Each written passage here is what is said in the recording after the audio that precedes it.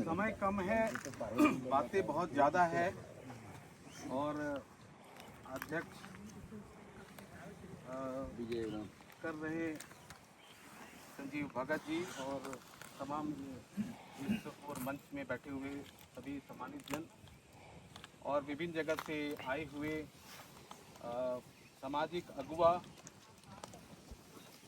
और विभिन्न कुड़ुक से मतलब समुदाय से भी अन्य समुदाय से आए हुए अपने समाज के अगुवागण सभी को मेरी तरफ से झारखंडी जोहार और मरे नोगलगदम। क्योंकि जैसे कहा कि समय कम है और बातें ज़्यादा है, तो बहुत इधर उधर की बातें ना करते हुए हम लोग इस कानून के विषय में थोड़ा जानकारी लेंगे। और आप सबको पता है, जैसे ये अभी एक कानून लागू है, हो गया, कैबिनेट से अप्रूव हो गया, तो ये लागू हो गया और हमारे बीच में है। तो जैसे अभी हम लोगों ने बात किया कि इसमें कानून कोई स्थिर नहीं होता है, पत्थर का लकीर नहीं है कि एक बार बन गया तो बन गया। समय के हिसाब से, मांग के हिसाब से वो बदलता रहता है, तो नियमावली तो बदलता रहता है कि नहीं। तो आप लोगों ने देखा है कि तमाम जगह से कुछ पक्ष के स्वर है, कुछ विपक्ष के स्वर है, इसमें राजनीति है, इसमें राजनीति नहीं है, सब अपनी अपनी तरह से समझ इसका रखते हैं। लेकिन सत्यता क्या है वो तो हम लोग को कानून के आलोक में देखना है कि नहीं। सबका विचार हो सकता है, लेकिन सबका विचार कानून सम्मत है या नहीं है ये तो न्यायपालिका करेगी और जो कानून बनाने वाले लोग करेंगे। उनकी भी सीमाएं हैं, पावर है, लेकिन उनकी भी सीमाएं हैं और व्याख्या जो अल्टीमेटली होगा वो कोर्ट करेगी। और अगर आज हम लोग इस कानून को जान रहे हैं, हमारे बीच जो है, ये तो हम कहें कि 96 के बाद से हम लोग चाह रहे थे कि कोई नियमावली आए। लगभग 30 साल होने को हैं, 30 साल लगभग हो गए ना 96 के बाद। तो बहुत लंबा अरसा हम लोग को ये कुछ पन्नों का है, लेकिन इसी कुछ पन्नों का कानून को लाने के लिए एक बहुत लंबा संघर्ष करना पड़ा। और राज्यों में तो ये नियमावली बन चुकी है, सिर्फ झारखंड और उड़ीसा। अब चूंकि ये कानून झारखंड में बन गया है, नियमावली बन गई है, तो सिर्फ उड़ीसा ही कहते हैं बचा हुआ है। तो तमाम तरह के राज्यों ने अपनी कानून, पेशा कानून का नियमावली बना दिया है। तो मैं अपनी बात को मुख्यतः 3-4 श्रेणी में रखूंगा, क्योंकि समय का बाध्यता है।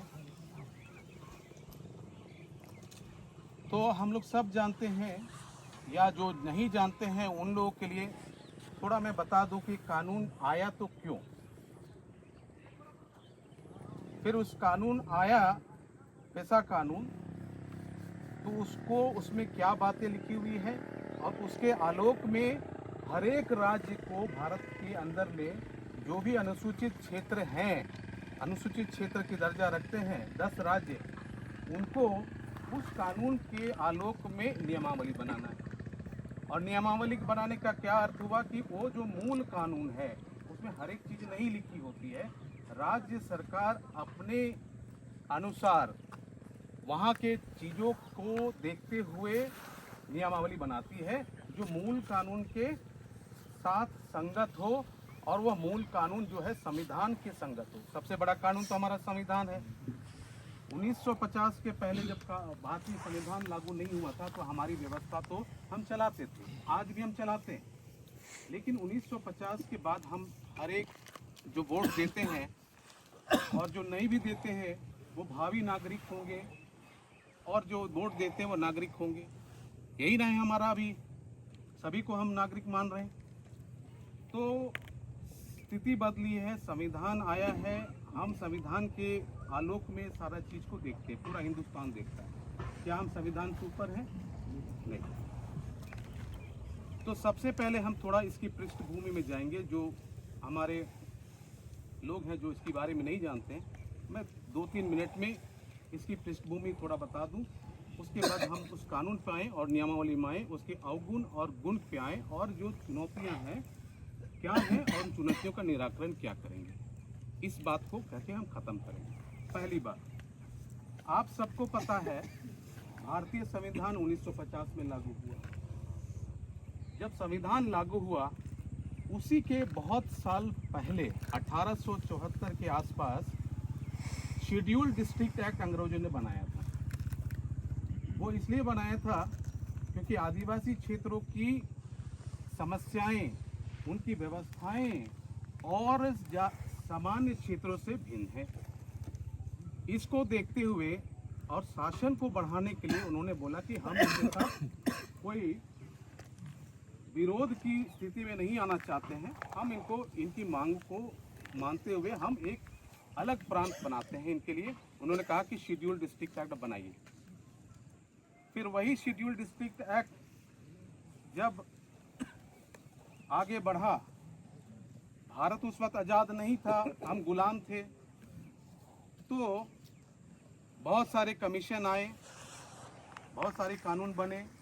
1900 ईस्वी में जब हम आए, 1900 से लेकर हम जब तक आज़ाद नहीं हुए, तब आप देखेंगे कि 1909 में गवर्नमेंट इंडिया एक्ट आता है ना, 1909, 1919, 1935 और 1935 तक में भी जो 1874 का जो शेड्यूल डिस्ट्रिक्ट एक्ट में पूरे हिंदुस्तान के आदिवासी क्षेत्रों को दो भाग में बांट दिया। एक को कहा कि ये आंशिक वर्जित क्षेत्र हैं और एक को कहा कि ये पूर्णतः वर्जित क्षेत्र हैं। दो अलग क्षेत्र बनाए 1874 के ईस्वी में, और उसी को 1909, 1919, 1935 तक में वही चलता रहा। करेक्ट। वो 1935 में भी आप देखेंगे वो चलता रहा, और जब हमारा संविधान लागू हुआ, गवर्नमेंट ऑफ इंडिया एक्ट, जिसको हम लोग बोलते हैं स्वतंत्रता विधेयक अधिनियम 1947, तो 1935 का जो बात लिखा हुआ था, ये दो जो क्षेत्र थे अलग अलग, उनको ही 5वीं अनुसूची और 6ठी अनुसूची के रूप में रखा गया। वो ऑलरेडी थे, ठीक है, वो आंशिक वर्जित क्षेत्र और पूर्ण वर्जित क्षेत्र के नाम से पहले के कानून में थे, ठीक है। तो अब हम भारत में हैं 1950 में, और ये दो आंशिक वर्जित क्षेत्र और पूर्णतः वर्जित क्षेत्र क्या है? आंशिक वर्जित क्षेत्र वो क्षेत्र हो गए जहाँ पे हम अभी खड़े हैं, जहाँ पे 10 जो राज्य है जिसमें कि ये कानून लागू होता है, ऐसा कानून, वो कौन से हैं? वो आंशिक वर्जित क्षेत्र हैं, जहाँ पे गवर्नर को अनुसूचित क्षेत्रों में 5वीं अनुसूची का देखभाल के लिए कस्टोडियन माना है। तो हमारे 5वीं अनुसूची क्षेत्र का पार्ट, और उसी तरह जो पूर्णतः वर्जित क्षेत्र हुए वो आपके 6ठी अनुसूची के हिस्सा में हो गए, और अभी वर्तमान के हमारे संविधान में 6ठी अनुसूची जो क्षेत्र है उसमें आपके राज्य हो गए असम, मेघालय, त्रिपुरा और मिजोरम, और साथ साथ कुछ और राज्य हैं जिनको कि संविधान के विभिन्न प्रावधानों में विशेष दर्जा दिया गया है। हम उधर नहीं जाते हैं। 371 से ए से आप पढ़ लीजिएगा जी तक, नागालैंड हो गया, अरुणाचल हो गया, वगैरह वगैरह, ठीक है। तो हमारे जो पृष्ठभूमि में हम एक विशेष भौगोलिक क्षेत्र के रहने वाले हैं, इसको अंग्रेजों ने भी स्वीकार किया, और शेड्यूल डिस्ट्रिक्ट एक्ट यूं ही नहीं आ गया। शेड्यूल डिस्ट्रिक्ट एक्ट जब आया, जहाँ से हमने अपनी बात शुरुआत की, उसके पहले भी हमारा एक लंबा संघर्ष रहा है। लंबा संघर्ष रहा है 1833, 1800 उधर आप ले लीजिए, हाँ। जब उसके बियॉन्ड जाएंगे तो हम नहीं जाना चाहते हैं, रेगुलेटिंग एक्ट वगैरह वगैरह बहुत सारे आए, लेकिन हम देखते हैं 1833 के संघर्ष का एक पूरा सिलसिला है। 1855, हमारे संथाल हुल का इतिहास है, विश्व आंदोलन का इतिहास है, वगैरह वगैरह, और जिसकी वजह से हम लोग के बहुत सारे कानून बने। CNT एक्ट उनमें से है, संथाल परगना टेंडेंसी एक्ट है, विल्किंसन रूल उसमें से है। तो एक कहने का मतलब ये जो कानून है हमारे विशेष भौगोलिक क्षेत्रों के लिए स्वशासन को बनाने के लिए अंग्रेजों ने भी दिया, और आज के संविधान में हम 5वीं अनुसूची के और 6ठी अनुसूची के रूप में दर्ज है। अब हम आते हैं 1950 में जब संविधान लागू हुआ तो हमने देखा कि, और उस वक्त के सरकारों ने भी एहसास किया कि जो सामान्य जो कानून हैं वो ये 5वीं अनुसूची राज्यों में हूबहू नहीं लाए जा सकते, क्योंकि ये विशेष दर्जा प्राप्त किए हुए राज्य हैं जिसमें कि राज्यपाल उसके कस्टोडियन हैं।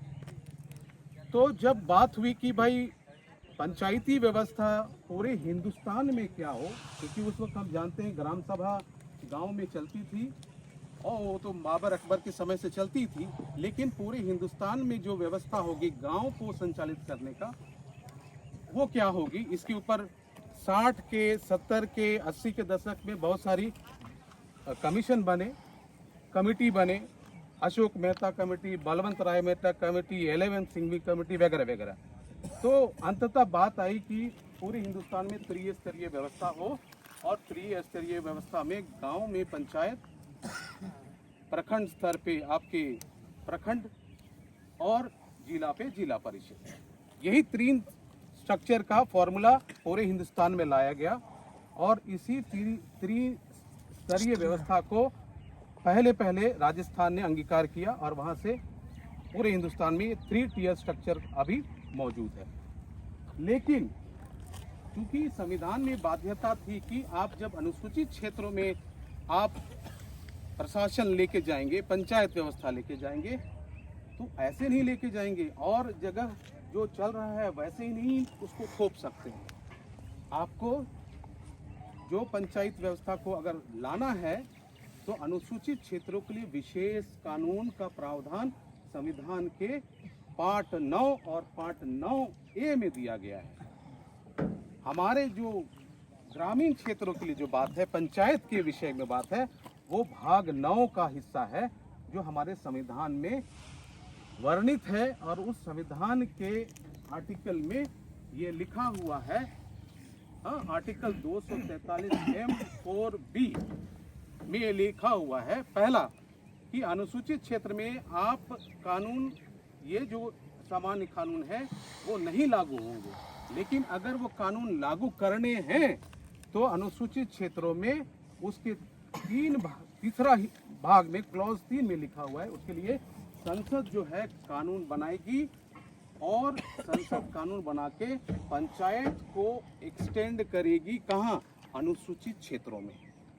इसीलिए इस कानून को बनाने के लिए, मतलब पेशा कानून को बनाने के लिए एक कमेटी का गठन किया गया जिसका नाम है भूरिया कमेटी। आप लोग सब जानते हैं कि भूरिया कमेटी, दिलीप सिंह भूरिया जो MP हुआ करते थे, उनकी अध्यक्षता में भारत सरकार ने एक कमेटी बनाई 2004 में, और उस कमेटी के आलोक में उन्होंने सुझाव दिया, अध्ययन किया पूरे भारतवर्ष के अनुसूचित क्षेत्रों का, क्योंकि ये तो झारखंड का नहीं, ये तो पेशा जो है पूरे 10 राज्यों के लिए है। तो अध्ययन किया, और फिर 1996 में हमारे बीच एक कानून आता है जिसको कि हम बोलते हैं पेशा, या कई जगह जब ये कानून नहीं बना था तो हम लोग देखते थे P PESA, provisions of the panchayat extension to the scheduled areas act 1996, ये इसका अंग्रेजी का नाम है, इसीलिए कोई लोग बोलते हैं पी को जोड़ के प्रोविजंस का पी और बाकी पेशा। कानून का जो आत्मा है वही है, कानून हमारे बीच आ चुका है, ठीक है, 1996 में। और कानून में ये कहा कि जो राज्य सरकारें हैं वो पेशा कानून के आलोक में अपने पंचायत में जब भी कानून बनाएं, यानी पंचायती व्यवस्था को सुदृढ़ करने के लिए जब भी कानून बनाएं, तो अनुसूचित क्षेत्रों में इस कानून के आलोक में वो कानून बनाएं। पंचायती व्यवस्था का कानून बनाए। कौन से कानून? पैसा के आलोक। यानी कोई सा भी कानून अगर आपने राज्य सरकार बनाती है और वो पैसा के प्रावधानों के विपरीत है या उसके असंगत है तो वो स्वतः खत्म है। ठीक है, तो अब ये बाध्यता है सरकारों के पास बाध्यता थी, उन्होंने बनाए कानून कि हमको पैसा के आलोक में संगत कानून बनाना है, चाहे वो पंचायत कानून बनाना है या हमको एक नियमावली बनाना है। तो इस तरह से हम देखते हैं कि हमारे बीच पैसा आया और पैसा का जो जन्म है आप सभी को पता है कि 1993 में पंचायती व्यवस्था को भारतीय संविधान में संवैधानिक दर्जा दिया गया। पंचायत को 73वां संशोधन हुआ और 74वां संशोधन हुआ जिसमें कि म्युनिसिपैलिटी को संवैधानिक दर्जा प्राप्त हुआ। तो हम कहाँ बैठे हैं? हम उस संविधान के हिस्से में बैठे हुए हैं पंचायत व्यवस्था में, और उस पंचायती व्यवस्था का जो हिस्सा में पैसा है जो कि अनुसूचित क्षेत्रों में विशेष प्रावधान के रूप में हमारे बीच मौजूद है। अब मैं आता हूं कि भाई अब कानून तो हमारे बीच है, कानून में क्या क्या बातें लिखी हैं। एक हो गया मूल कानून। मूल कानून कभी बदलता नहीं है। मूल बदलता है क्या? नहीं बदलता। क्या बदलता है? नियमावली बदलती है। मूल कानून जो बन गया वो बन गया। अगर उसको बदलाव करना है तो कौन करेगा? संसद ने बनाया है तो संसद करेंगी। राज्यों को जो दिया अधिकार नियमावली बनाने का, इसके आलोक में तो मूल कानून के आलोक में, तो अगर उनको बदलाव करना है तो नियमावली बदलाव करेगी, मूल कानून में बदलाव नहीं होंगे। ठीक है, तो चाहे हम लोग जितना भी विरोध करें, एक प्रक्रिया है, उस प्रक्रिया के तहत हमको जाना है।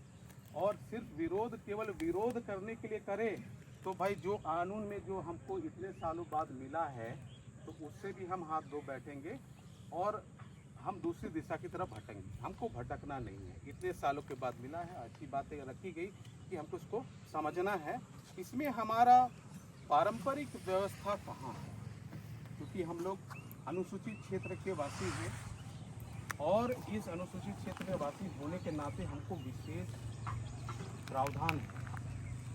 मूल कानून में जैसे कि पंचायत व्यवस्था है, पंचायत व्यवस्था का झारखंड सरकार ने अपना पंचायती राज कानून अधिनियम बनाया 2001 में। ठीक है, यह कानून आया ऐसा 96 में।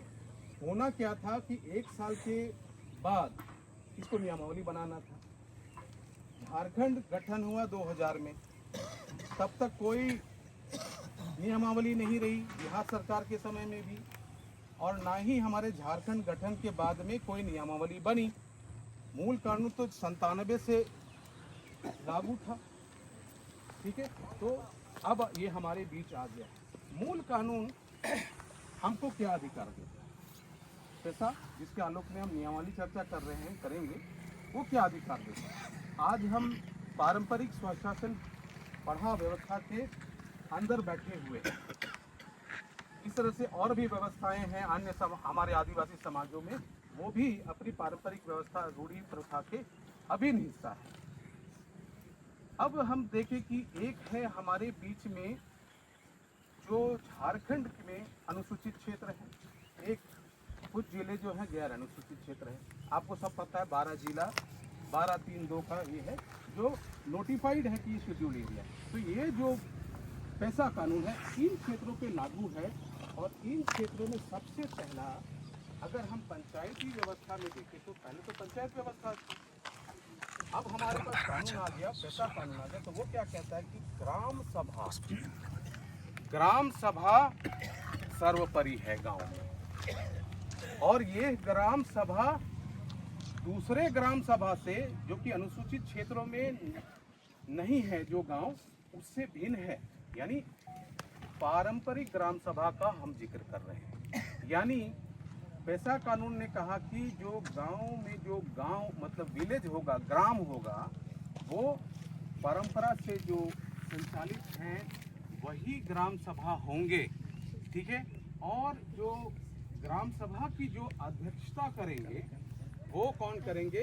परंपरा से जो प्रचलित जो अगुआ हैं, चाहे वो किसी भी नाम से जाने जाते हो, चाहे आप उसको पाहन बोलिए, चाहे आप उसको मुंडा पाहन बोलिए, चाहे आप उसको और भी नाम से बोलिए, जो ग्राम सभा पे पारंपरिक रूप से अगुवाई करते हैं वो ग्राम का अध्यक्ष, ग्राम सभा की अध्यक्षता करेंगे। ठीक है, तो यहाँ पे आप देखेंगे ग्राम सभा अध्यक्ष इस नियमावली में लिखा हुआ है। मूल कानून कहा कि वही लोग करेंगे। अध्यक्षता कौन करेंगे? जो परंपरा से प्रचलित रीति रिवाज और मान्यता प्राप्त व्यक्ति कौन है हमारा समाज में? उरांव समाज में कौन है? पाहन है, महतो है, ठीक है, यही है ना, कोटवार है, और ऊपरी स्तर पे हम सब जानते हैं हमारा बेल है, हमारा पढ़ा राजा है ना, और भी तरह के पदधारी है उसमें जो परंपरा से हम लोगों ने रखा। तो उसकी मान्यता देता है, उसकी मान्यता देता है कि ये जो है परंपरा से प्रचलित रीति रिवाज के अनुसार से, और रीति रिवाज को कानून का बल प्राप्त है।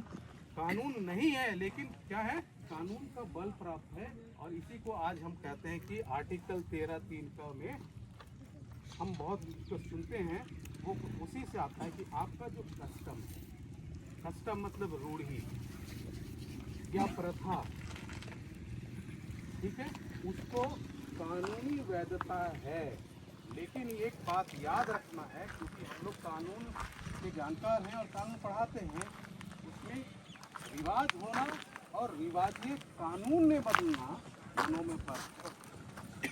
हर रूढ़ी कानून का संज्ञा, कानून का बल नहीं मिलता है। जैसे सती प्रथा, वो भी प्रथा थी, क्या उसको हम मान सकते हैं कि कानून का संज्ञा दे सकते हैं? क्यों नहीं दे सकते हैं? क्योंकि भाई मूल संविधान के खिलाफ है। संविधान सबको बोला कि, संविधान ने थोड़ी बोला कि आप जला दो सती प्रथा के नाम पे या विधवा कुछ कर दो, नहीं। तो हमें प्रथा का बल में हमें उसको कानून का संज्ञा दिया है, लेकिन उसकी मान्यता तब है जब तक वो हमारे संविधान के दायरे में है और कोई सारा जो संविधान के मूल भावनाओं से वो अहित नहीं करता। ठीक है, तो आर्टिकल 13(3) और उसी के दायरे में हम लोग यहाँ पे चर्चा कर रहे हैं कि ग्राम सभा की अध्यक्षता कौन करेगा। तो रिवाज के हिसाब से हमारा पारंपरिक अगुवा करेगा और ऊपरी लेवल पे पारंपरिक पढ़ा के अगुवा करेगा। ठीक है, इसकी यहाँ पे जिक्र की गई है। ठीक है, अब है कि दूसरा जो हम देखते हैं इस कानून में, कानून बड़ा लंबा है लेकिन जो मूल चीजें हैं मैं आपको बताना चाहूँगा कि स्वशासन की बात की गई। स्वशासन कि हम अपने गांव समाज में हम अपने तरीके से संचालित हों, कोई पर शासन ना हो, हम अपने से संचालित हों, इसकी हमको कानूनी जगह मिली हुई। और उसमें से सबसे बड़ी जो बात है, जब हम पढ़ा गांव के स्तर पे हम जाते हैं तो इस कानून में लिखा है कि ग्राम सभा की अध्यक्षता कौन करेगा? पारंपरिक रूप से हमारा पाहन करेगा।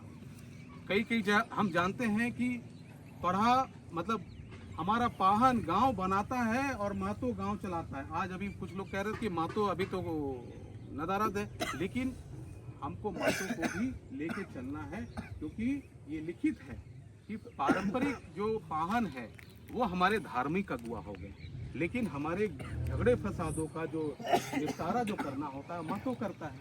और फिर वहाँ से जो बात है, अगर वो बात वहाँ पे नहीं निपटती है, सुलझती नहीं है, तो हमारे इस कानून में एक अपील का व्यवस्था है।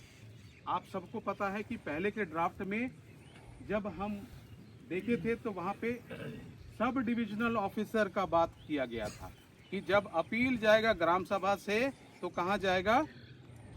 पढ़ा, और पढ़ा से फर्दर अपील जाएगा तो कहाँ जाएगा? सब डिवीजन एसडीओ के तो पास। ये उसमें संशोधन किया गया है। अब जो अपील कहाँ जाएगा? पहले तो पढ़ा के स्तर पे जाएगा ही जाएगा, और पढ़ा के स्तर पे अगर ऊपर ऊपर कोई स्तर है तो वहाँ भी जाएगा, लास्ट जहाँ तक जा सकता है वहाँ तक जाएगा। बहुस्तरीय इसीलिए उसका इस्तेमाल किया गया है। और फिर अगर मामला नहीं वहाँ से होता तो अंततः मामला कहाँ जाएगा? पार्टी स्वतंत्र है, क्योंकि वो संविधान के आलोक में रहता है, तो न्यायालय जाएगा।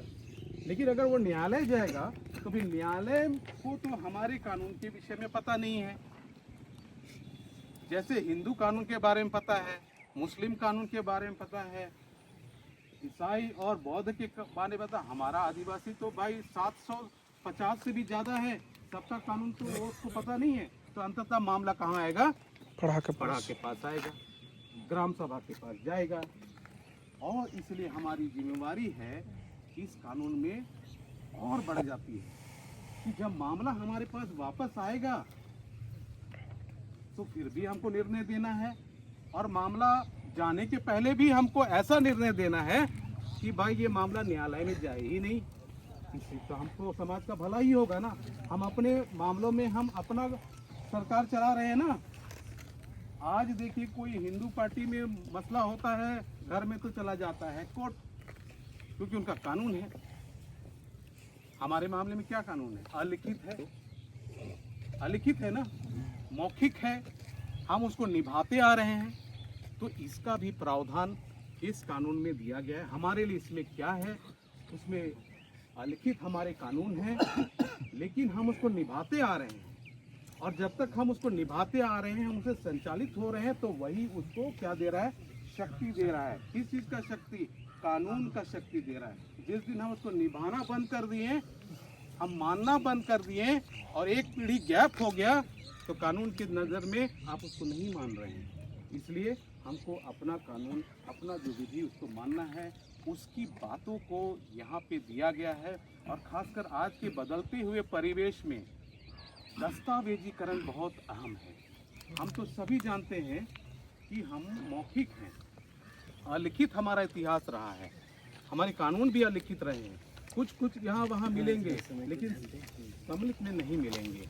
तो इसलिए इस कानून में हमारा दस्तावेजीकरण की भी बात लिखी हुई है कि आप अपने पढ़ा व्यवस्था में आपके क्षेत्र में क्या चीज़ चलती है, उसका दस्तावेजीकरण हो। क्योंकि कल के डेट में हम और आप नहीं रहेंगे, क्या रहेगा? दस्तावेज। हमारे पुरखे नहीं हैं आज हमें बताने के लिए। जो हमारे पुरखे अभी हैं, उनसे ज्ञान लेकर, जैसे आपने कहा कि हम और बैठकी करेंगे कि पढ़ा व्यवस्था को हम कैसे मजबूत करेंगे, तो उस बैठकों में उस विषयों पे चर्चा होगी और कैसे हम उसको और रिफाइन करेंगे, ताकि हमको कोर्ट जाने की ज़रूरत ना पड़े। और कोर्ट से जो भी मामला आता है तो फिर हमारे यहाँ आए, हम उसको कानून के सम्मत में हम उसको फैसला देंगे, ताकि सबका जो विवाद का निपटारा हो वो वहाँ पे हो सके। ठीक है। और एक चीज़ हमको ये ध्यान देना है, इस कानून में ये बात रखी है कि एक कोरम की बात की गई है। अनुसूचित क्षेत्रों में ग्राम सभा जब होगा तो उसकी अध्यक्षता हमारा परंपरा से पालन करेंगे। कोरम अन्य क्षेत्रों के लिए 1/10 है, और उसके लिए महिलाओं 1/10 में 1/3 महिलाएं होनी चाहिए।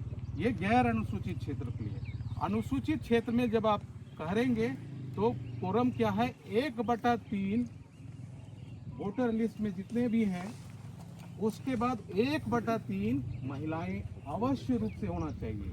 ये कानून में लिखा गया है। तो कई दफे हम लोग सोचते हैं कि फर्जी ग्राम सभा हो रहा है कि नहीं? कई जगह माइनिंग के लिए, ये के लिए, वो के लिए फर्जी ग्राम सभा हो रहा है, ठेपा साइन करा। तो आने वाले समय में आप इस चीज़ को ध्यान रखिए, कोरम हमेशा पूरा होना चाहिए। 1/3 और उसका 1/3 33% महिलाएं जरूर उस ग्राम सभा में होनी चाहिए। और ग्राम सभा की जो मान्यता है, संविधान के भाग 9 के अनुच्छेद 243 में वर्णित है। संविधान में और कहीं ग्राम सभा नहीं लिखा हुआ है। तो इसको आपको बताना, समझना है।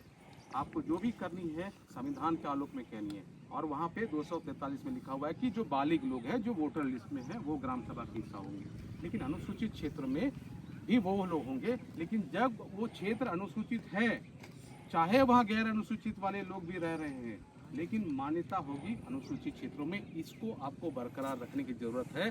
बरकरार आप तभी रखेंगे जब आपको अपनी परंपरा के हिसाब से आप चल रहे हैं, आप उसको तोड़ेंगे नहीं। जब आप उसको तोड़ देंगे तो कानून के नज़र में, जैसे आपने कहा कि महतो के पास खेत है लेकिन वो महतवाई नहीं कर रहा है, तो टूटा ना।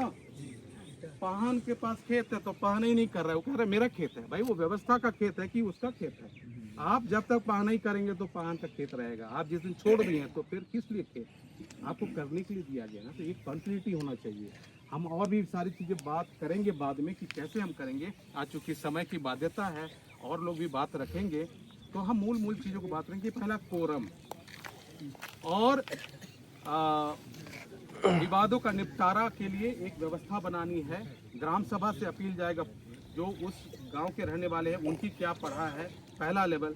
फिर हो सकता है बेल पंचा पे जाए। हम लोग इसके ऊपर काम कर रहे हैं, तो हम लोग बाद में इसको बात करेंगे। वो व्यवस्था हमको त्रिस्तरीय बनानी की जरूरत है, क्योंकि कोर्ट में जब भी मामला जाता है तो कोर्ट हमेशा पूछता है कि एक पार्टी को आप 3 बार कम से कम मौका दीजिए।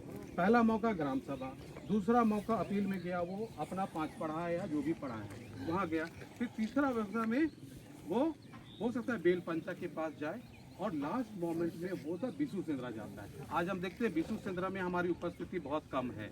हाँ, बहुत सारे विवाद आते होंगे लेकिन उसका समुचित निपटारा नहीं हो पाता है। तो अगर बिशु सेंद्रा को हम ना भी करें तो 3 लेवल हम जाएं, और फिर हम सरकार को भी बता सकने की स्थिति में होंगे कि हमने सारा नैसर्गिक न्याय का पालन किया है और हम अपने कानून के हिसाब से हमने फैसला दिया है, और जो हम कानून हमारे बीच है वो संविधान के किसी भी भाग से असंगत नहीं है, मतलब उसके खिलाफ नहीं जाता है, किसी का हनन नहीं करता अधिकार को, खासकर मौलिक अधिकार का। ठीक है, मौलिक अधिकार, जीने का अधिकार, भोजन का अधिकार, बहुत सारी चीज़ हैं, तो उनका हनन नहीं करता है। और इस तरह से हम इस परंपरा को, अपनी पारंपरिक व्यवस्था को हम बढ़ा सकते हैं। कुछ 2-3 पॉइंट में हम इसके नियमावली के ऊपर हम बताते हैं कि गड़बड़ियाँ कहाँ हुई हैं। गड़बड़ियाँ एक, जहाँ पे आप देखेंगे कि जमीन संबंधी बातें हैं, जमीन संबंधी बातें हैं और कोरम संबंधी बातें हैं। पहला कि कोरम संबंधी बातें में इन्होंने कहा है कि अब जब जमीन, पेशा मूल कानून में उन्होंने कहा है कि जब जमीन, ग्राम सभा को ये पता चलता है कि कोई जमीन गैर कानूनी ढंग से ली गई है, तो ग्राम सभा को पावर है कि उस जमीन को वो क्या कर सकती है, रिस्टोर करा सकती है। ये मूल कानून है। इसमें क्या कहा कि इन्होंने बोला कि ग्राम सभा का जिक्र नहीं किया है, उन्होंने क्या कर दिया, डीसी का जिक्र कर दिया। तो डीसी का जिक्र क्यों किया इन्होंने? डीसी का जिक्र इसलिए किया क्योंकि सीएनटी जो कानून है उसके 71A में डीसी को अगर संज्ञान में आता है कि किसी आदिवासी का जमीन गैर आदिवासी में हस्तांतरित हो गया है, तो डीसी उसको स्वतः कार्रवाई कर सकते हैं। तो वो प्रोविजन जो है सीएनटी का इसमें जोड़ दिया है, ग्राम सभा को उसमें गायब कर दिया है। ये एक बड़ा गड़बड़ी है। पहले के ड्राफ्ट में क्या था कि पहले ग्राम सभा उसको प्रयास करेगी रिस्टोर करने का होना था। अगर ग्राम सभा नहीं कर पाती है, क्योंकि कानून का लॉ एंड ऑर्डर भी हो सकता है, झगड़े भी हो सकते हैं, तो ग्राम सभा क्या करेगी, उसको डीसी को सूचित करेगी और फिर वो व्यवस्था के अंदर जाती है। ठीक है, तो पहला यहाँ पे एक गुंजाइश है कि इसमें हम सुधार कर सकते हैं। दूसरी बात जो है वो कोरम की बात है। कोरम में जैसे कहा गया है कि जमीन अधिग्रहण से संबंधित, जमीन अगर आपको अधिग्रहण करना है तो जमीन अधिग्रहण में और जो कोरम है वो 1/3 है इस कानून के मुताबिक।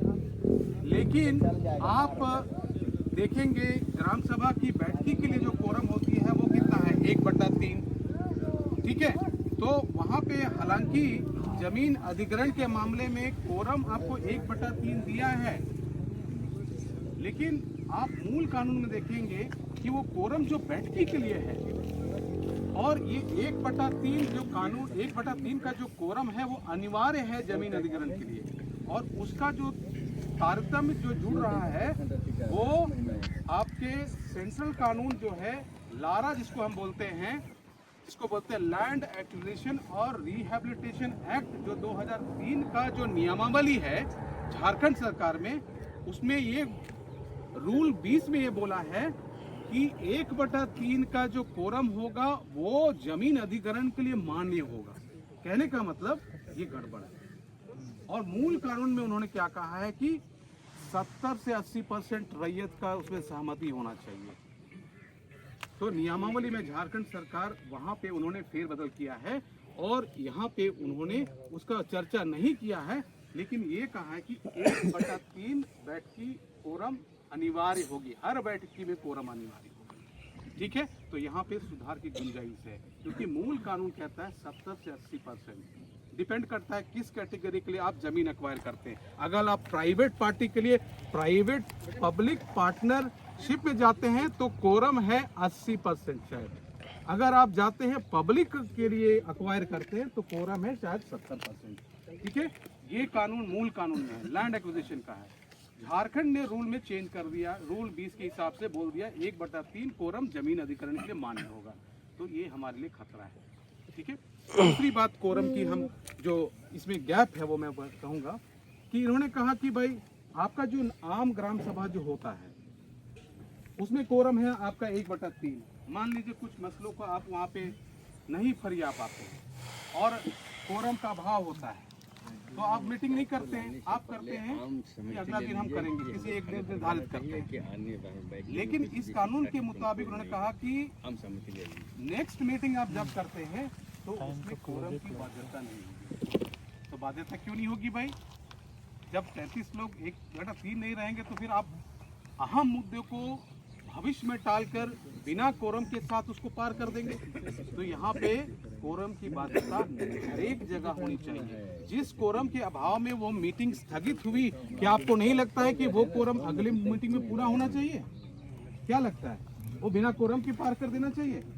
तो अभी वर्तमान कानून में एक जगह छोड़ा हुआ है। ठीक है, हम उसके पार्ट में नहीं जा रहे हैं। ये कानून सबको अवेलेबल है, व्हाट्सएप में मिल जाएगा, आप पढ़िएगा कि गठन और संचालन के वक्त में अगर कोरम के अभाव में वो नहीं होता है तो क्या है।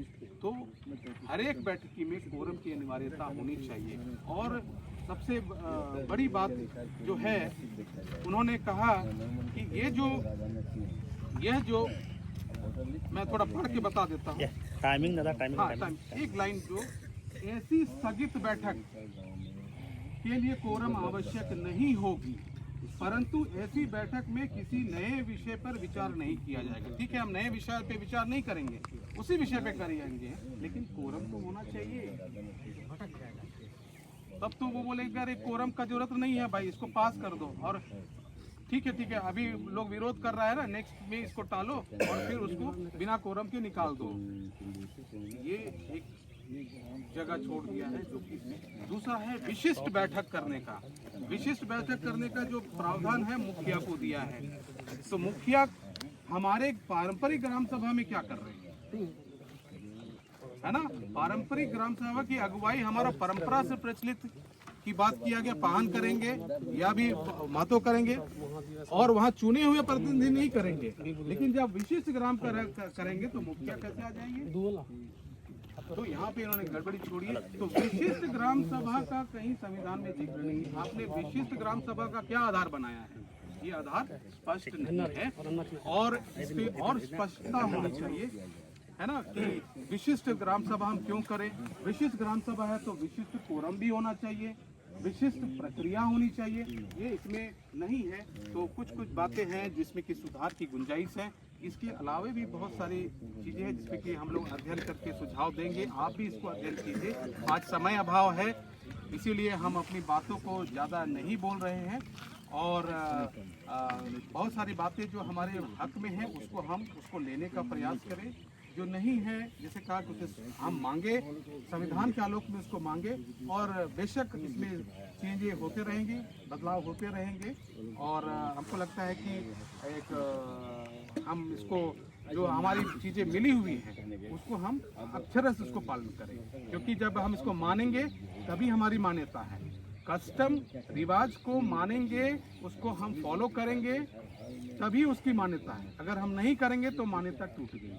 कोर्ट में भी जाएंगे तो बोलेंगे क्या आप इसको मानते थे या नहीं मानते थे, उसका प्रमाण क्या है, क्या आप पहले खेती कर रहे हैं नहीं कर रहे हैं, माँ तो अपना काम कर रहा है या नहीं कर रहा है, पढ़ा का बेल अपना काम कर रहा है कि नहीं कर रहा है। तो ये सब सारी बातें पूछी जाएंगी। इसीलिए वैध रूप से हम लोग चले तो हमको लगता है कि ये जो सपना है स्वशासन व्यवस्था का हम लोग को मिला है, उसको हमको और सुंदर बनाना है और उसमें रिफाइनमेंट लाना है। और हम लोग आप लोग के लिए एनी टाइम अवेलेबल है। मैं खुद लॉ यूनिवर्सिटी में हूँ और खुद मैं आदिवासी संबंधित विषयों को पढ़ाता हूँ। उसमें से आपके जो रिवाज क्या होता है ये सब हमारे बच्चों को पढ़ाते हैं। और वही बच्चे आपके कल कोर्ट में जज बनेंगे, न्यायालयों में एडवोकेट बनेंगे और उन्हीं बातों के तर्ज पे आपके लिए फैसला देंगे, आपके लिए निर्णय देंगे। तो हम अपना होमवर्क कर ले पहले, है ना। ये होमवर्क करने का समय है। हमको घर काम मिला हुआ है, सरकार ने दिया हुआ है, हम उसको अक्षरश करें और फिर जहाँ जहाँ चुनौतियाँ हैं उसको हम लोग संवैधानिक रूप से उसको दूर करेंगे। ये तो पत्थर की लकीर नहीं है, नियमावली बहुत बदलते रहते हैं, लेकिन मूल कानून के आलोक में जितना ज़्यादा से ज़्यादा हम अधिकार ले पाएँ वो हम लोग प्रयास करेंगे। इतना कह के मैं अपनी वाणी को अंत विराम